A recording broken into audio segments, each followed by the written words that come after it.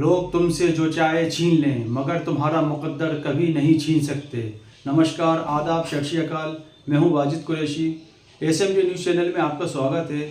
आइए नज़र डालते हैं आज की कुछ खास खबरों पर। आम आदमी पार्टी का प्रदर्शन जांच रिपोर्ट हास्यास्पद एवं पीड़ितों के जख्मों पर नमक रगड़ने के समान। झांसी मेडिकल कॉलेज के नवजात शिशु गहन चिकित्सा इकाई एनीकू में भीषण अग्निकांड हुआ, जिसमें 1 दर्जन नवजात शिशुओं की आग से जलकर दर्दनाक मौत हो गई तथा दर्जनों शिशुओं को गंभीर अवस्था में विभिन्न स्थानों पर भर्ती कराया।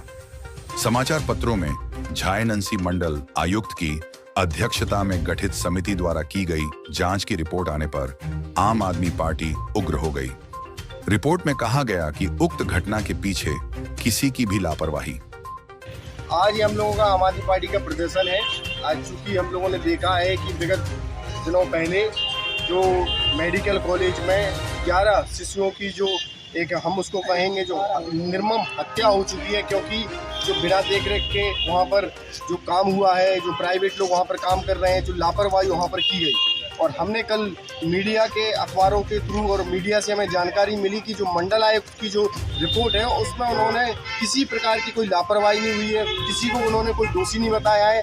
हमें आम आदमी पार्टी ये जानना चाहती है कि जब कोई लापरवाही नहीं हुई, जब कोई दोषी नहीं है, तो फिर इतने बड़ा एक हादसा कैसे हो गया।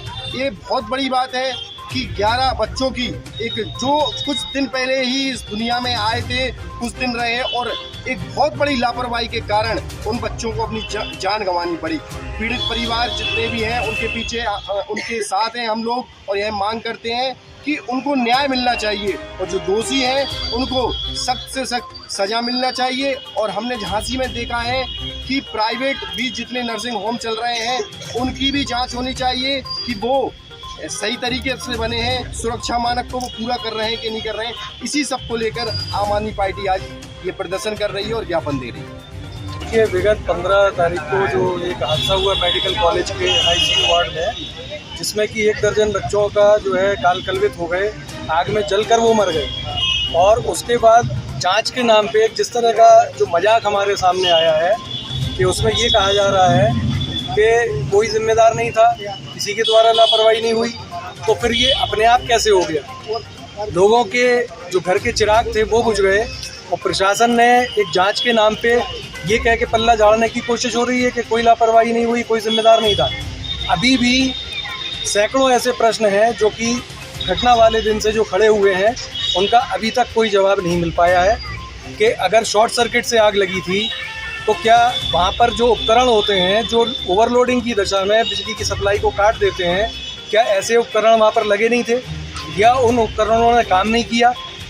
ऐसे किसी भी मामले में अग्निशमन यंत्र थे वो 4 साल की एक्सपायरी के लगे हुए थे। तो अगर कोई भी दोषी नहीं था तो ये जो पुराने एक्सपायरी डेट निकले हुए या जो वहाँ पर उपकरण लगे होने चाहिए थे ये नहीं लगे, जिसकी वजह से हादसा हुआ, इसके जिम्मेदार कौन है। और अगर जांच में ये सामने आता है कि कोई भी प्रशासन का कर्मचारी या प्रचार सीएमएस या कोई भी स्टाफ दोषी नहीं है, तो फिर इसका सीधा एक मतलब है कि सरकार दोषी है, स्वास्थ्य मंत्री दोषी हैं। तो अगर यहाँ से किसी के ऊपर कार्रवाई नहीं हो रही है तो स्वास्थ्य मंत्री को इस्तीफा देना चाहिए, सरकार को इसकी जिम्मेदारी लेना चाहिए। देश प्रदेश की निष्पक्ष खबरें देखने के लिए हमारे एसएमडी न्यूज़ चैनल को लाइक करें, शेयर करें और सब्सक्राइब करें।